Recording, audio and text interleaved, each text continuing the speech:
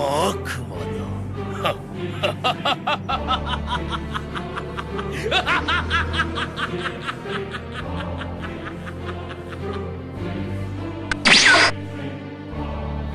Salut à tous et bienvenue sur la chaîne de Tacoson.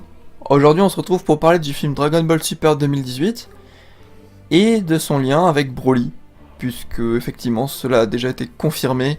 Le sujet du film sera Broly, son sous-titre sera Broly, et l'affiche que je vous propose actuellement à l'écran a été confirmée par le compte officiel de Dragon Ball Super, confirmé donc directement par la Toei. J'ai pas préparé grand chose, juste un petit plan, donc on va juste se poser tranquille et tenter d'en discuter. On va d'abord revenir un petit peu sur ce qui s'est passé hier soir. Du coup, effectivement, cette affiche a d'un coup popé sur Twitter. Elle a complètement retourné le réseau, puisque elle était très crédible. En tout cas, sur la forme. Sur la forme, elle était très crédible. Sur le fond, un peu moins. Un peu beaucoup moins, puisque on nous proposait apparemment un film Broly. Un film Broly sous-titré Broly. Le summum de la simplicité de la présentation d'un fanservice. Hein. On fait un film sur Broly, on l'appelle Broly. Qu'on rend canon, hein, évidemment. Donc personne n'y a cru. Enfin si, il y a des gens qui ont commencé à y croire parce qu'ils se sont dit que la Toei en était capable. Mais beaucoup de gens se doutaient que c'était faux. Par contre, la plupart des gens croyaient à l'image qui était finalement magnifique.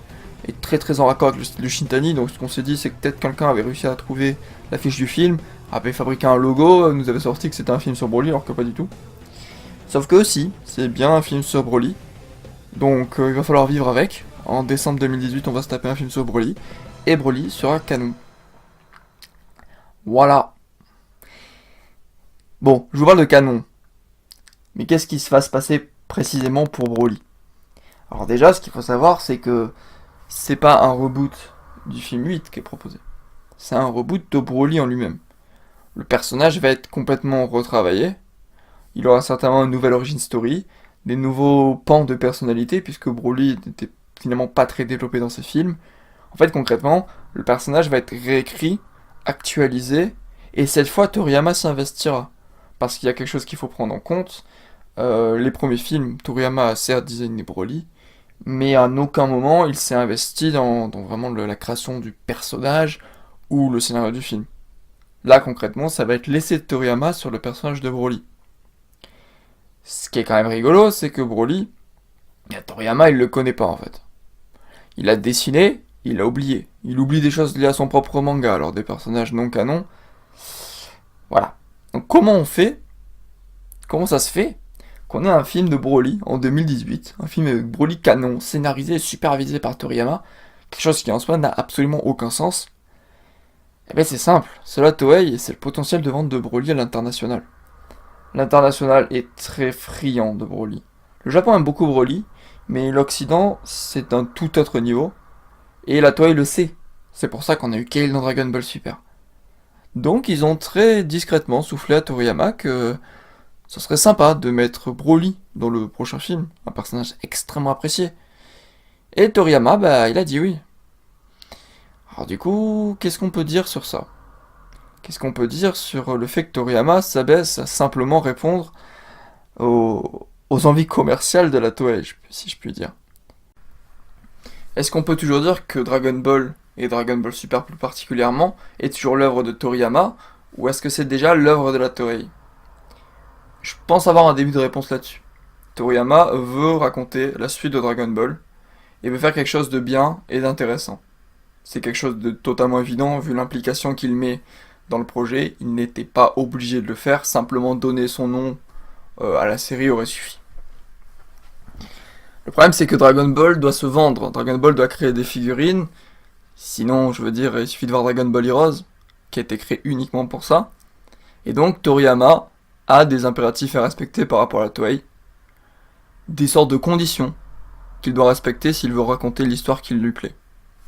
C'était déjà le cas pour les transformations.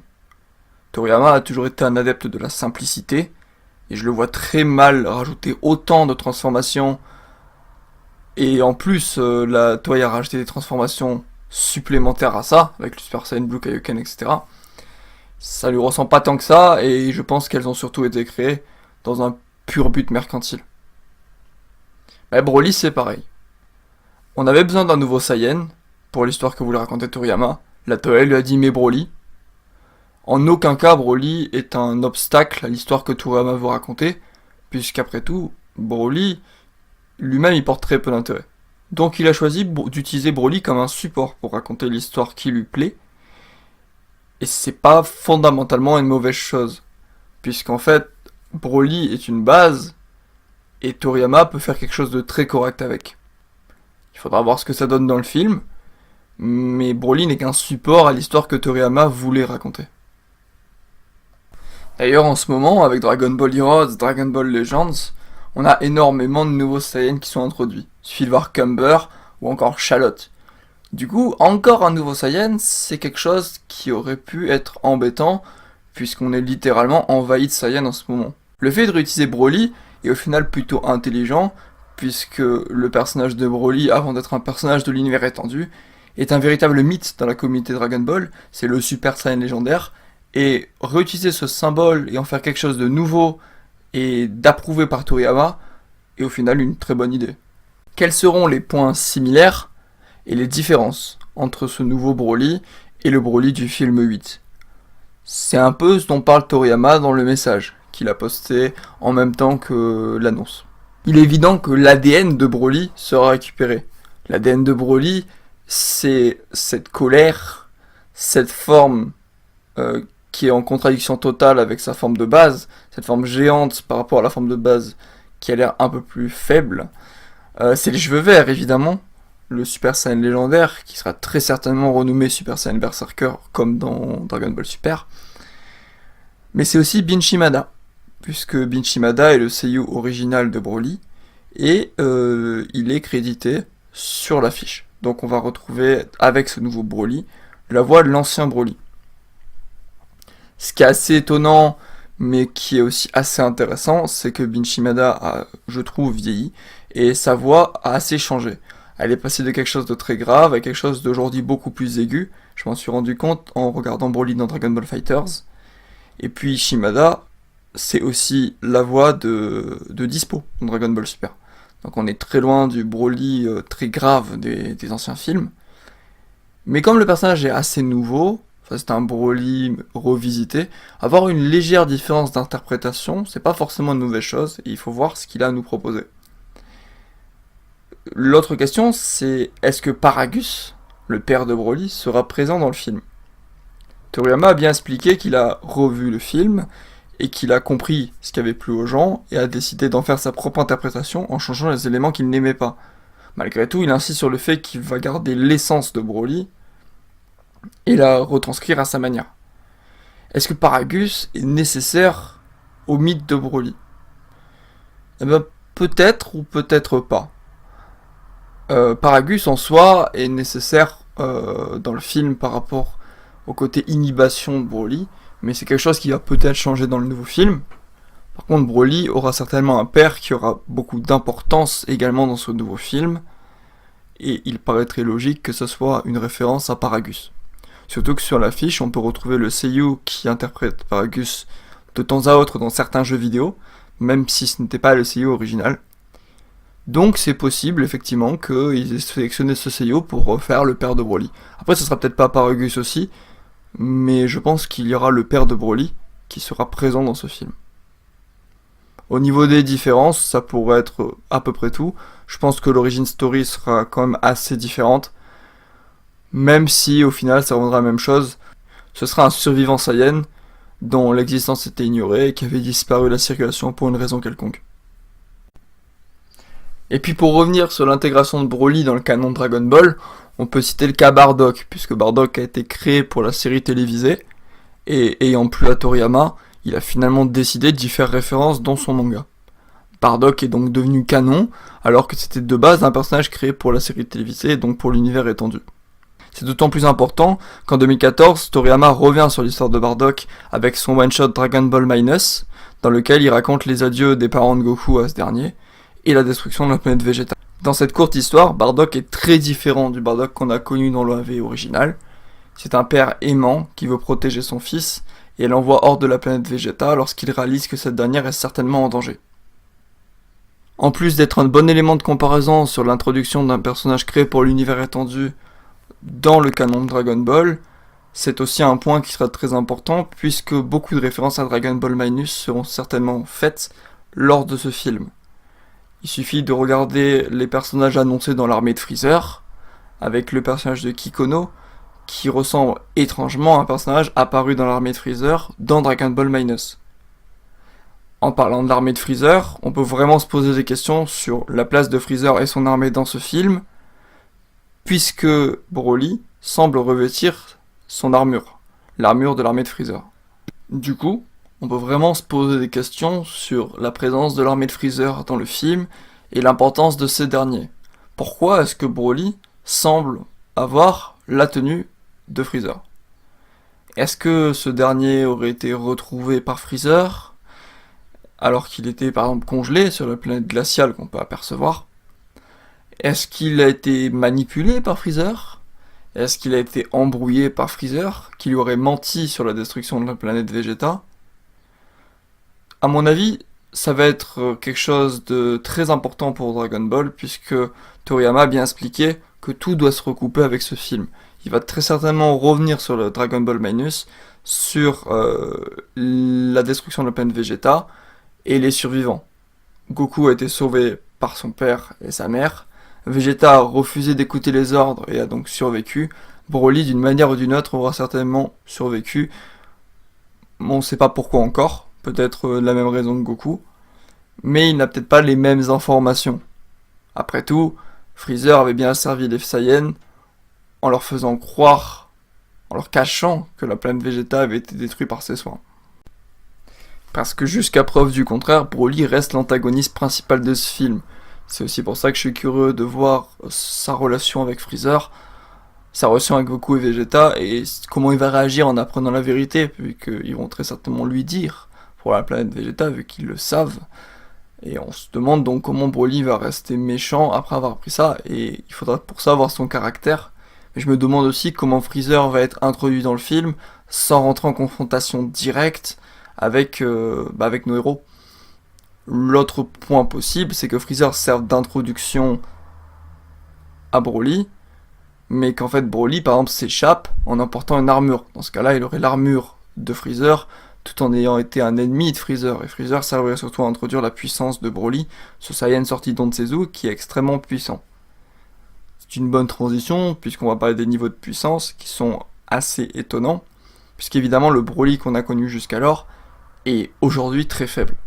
Il a le niveau d'un Super Saiyan 2 tout au plus, et on a du mal à l'avoir rivalisé avec les niveaux de puissance divins atteints aujourd'hui. C'est quelque chose qui nous avait déjà choqué avec Kale, même si la comparaison n'est pas réellement possible avec Broly, qui arrivait à résister à un Super Saiyan Blue. Mais maintenant, Goku a atteint l'Ultra Instinct, la maîtrise des mouvements instinctifs, et même s'il est fort possible que ce mode ne soit pas utilisé dans le film, c'est déjà difficile d'imaginer un Saiyan sorti de nulle part rivaliser avec le Super Saiyan God Super Saiyan. Évidemment, ce sera la forme Berserker qui sera mise en avant. Ce sera d'ailleurs l'occasion de la rendre elle aussi canon et de supprimer le Super Saiyan légendaire, en tout cas du canon de Dragon Ball. Et ce sera certainement sur ce point-là que reposera toute la cohérence de la puissance, puisqu'on peut se douter qu'ils vont en profiter pour expliquer l'origine de cette transformation, qui sera peut-être lié aux cellules S, autre fait important introduit par Toriyama, qui permettrait d'expliquer beaucoup de choses dans l'origine de cette nouvelle transformation de manière assez simple, puisqu'il peut inventer quasiment n'importe quoi avec ce procédé. Et d'ailleurs, je vais en profiter pour vous introduire une petite théorie qui m'a traversé l'esprit. Elle ne se repose sur aucune base solide, mais il faut avouer qu'elle coïnciderait parfaitement avec un thème abordable dans ce film, puisqu'après tout, Yamoshi, le Super Saiyan God original, n'a jamais été abordé, et on s'attendait tous à ce qu'il soit abordé dans ce film, voire même que ce Saiyan mystérieux soit Yamoshi. Non, c'est Broly. Mais peut-être que Yamoshi sera lui aussi présent d'une certaine manière dans le film, en tout cas dans l'intrigue, puisque le film va s'attarder aux origines des Saiyans, et donc il est possible que Yamoshi ait eu un adversaire qui était un Saiyan maléfique et qui avait le Super Saiyan Berserker. Il est possible que dans la nouvelle version de l'histoire de Broly, on apprenne que le Super Saiyan Berserker est une version maléfique du Super Saiyan God. Ou en tout cas, la forme qu'utilisait l'antagoniste principal de Yamoshi. C'est une idée comme une autre, mais ça nous donnera un Yamoshi avec une forme bénéfique, le Super Saiyan God, et un antagoniste avec une forme maléfique, le Super Saiyan Berserker, qui se retrouverait aujourd'hui au travers de Goku et Vegeta, qui affronteraient le Super Saiyan Berserker de l'univers 7, Broly. À voir. Faudra vraiment attendre de nouvelles informations pour voir si c'est absolument n'importe quoi, mais ça m'a traversé la tête, alors j'ai voulu en parler. On va d'ailleurs en profiter pour faire la transition avec Kale, puisqu'on parlait du Super Saiyan Berserker de l'univers 7, Kale étant le Super Saiyan Berserker de l'univers 6. C'est marrant de voir que le retour de Broly, on aurait pu le prévoir. On avait eu longtemps cette comparaison entre l'univers 6 et l'univers 7 qui sont miroirs, avec Frost d'un côté, Freezer de l'autre, et puis même cette idée comme quoi Caulifla serait peut-être la version de l'univers 6 de Goku, et Kyabé celle de Vegeta. Kale étant totalement calqué sur Broly, on a tous pensé que c'était la Broly de l'univers 6. Sauf que Broly n'étant pas canon, les événements du film ne s'étant pas passés, il n'est pas censé exister, donc c'est bizarre d'avoir une version miroir d'un personnage qui n'existe pas. C'est là qu'on a commencé à se dire que si Broly devait exister, sans qu'on le sache, effectivement ce ne serait pas la version du film, ça serait un Broly que nos héros n'ont jamais rencontré, et qui n'aurait pas la même histoire forcément. Et c'est exactement ce qu'on nous propose aujourd'hui. Une nouvelle version de Broly, et du coup Kale peut être la version de l'univers 6 de ce Broly. Ce qui donne un truc assez marrant quand même, parce que du coup Kale est calqué sur Broly, sauf que le nouveau Broly, Goku et compagnie vont faire référence à lui comme étant similaire à Kale. Chose que tout le monde avait peur que l'inverse arrive et qu'en voyant Kale, il fasse une référence à Broly. Donc on se retrouve avec Kale calqué sur Broly et Broly calqué sur Kale. D'une certaine manière, la boucle est bouclée. Par contre, ça me fait penser à une autre interrogation importante qui m'a traversé la tête. Broly devenant canon, Broly intégrant à part entière l'univers de Dragon Ball. Ça veut dire que on pourra plus sortir Broly n'apparaîtra pas puisque Broly n'est pas canon. Donc quelles sont les raisons que Broly n'apparaisse pas dans le futur de Dragon Ball Super? Quelle va être sa place dans le futur de Dragon Ball Super? À moins qu'il décide de tuer Broly, ce qui est assez incertain aujourd'hui, on peut vraiment se demander ce qui va devenir après. Je veux dire, il aura été introduit, et on voit bien que Freezer fait que revenir, parce qu'il est encore là, donc c'est normal qu'il intervienne en soi. Et qu'est-ce qui empêchera ce Broly d'intervenir à nouveau? Il manquerait plus que Broly rejoigne la Z-Team. Non mais là, ça serait vraiment le summum du truc, quoi. Broly devient canon, et devient un allié des héros. Et le pire, c'est que c'est possible. C'est pas fantasmagorique non plus, hein. On pourrait avoir Broly dans la Z-Team. Bon. Il faut voir. Le plus logique serait que Broly soit tué à la fin de ce film. C'est possible, mais s'il n'est pas tué, il va falloir lui trouver une place dans l'univers de Dragon Ball, puisque maintenant il sera là. À voir. Du coup, si vous avez la moindre idée sur ce sujet, sur la place de Broly dans l'univers de Dragon Ball après son introduction, n'hésitez pas à laisser votre avis en commentaire, je suis curieux de savoir ce que vous en pensez, et également sur l'autre point très mystérieux, c'est-à-dire ses liens avec l'armée de Freezer. Qu'est-ce que Freezer aurait pu faire pour contrôler Broly, ou est-ce qu'il lui a simplement piqué une armure? N'hésitez pas à me dire tout ça en commentaire, et peut-être qu'on en reparlera dans une prochaine vidéo. Maintenant, je vais pouvoir vous donner ma conclusion, du coup, sur cette annonce et mon avis. Sachant qu'il faut prendre quelque chose d'important en compte, j'ai revu récemment le film sur Broly, et même si je trouve le concept de Broly très bon, j'ai trouvé le film moins bon que ce que je pensais me souvenir. Le personnage de Broly est mythique, mais le film aurait pu avoir certains aspects mieux développés. Broly reste quand même très simple et très monolithique. Du coup, proposer une nouvelle version de Broly, proposer sa chance à Broly, c'est pas une si mauvaise chose que ça. Ok, c'est totalement commercial, c'est totalement du fanservice assumé, mais Toriyama n'a pas forcément une mauvaise volonté. Toriyama peut arriver à faire quelque chose avec Broly comme support. Broly, faute d'être un personnage très intéressant est un support très intéressant. C'est un Super Saiyan mythique, avec une vraie identité, et sa réinterprétation pourrait vraiment donner quelque chose d'intéressant. Comme ça pourrait être aussi tout à fait nul. Ça, il faudra attendre le film, ou du moins les premiers trailers, pour commencer à se faire des idées dessus. Mais j'aimerais faire confiance à Toriyama.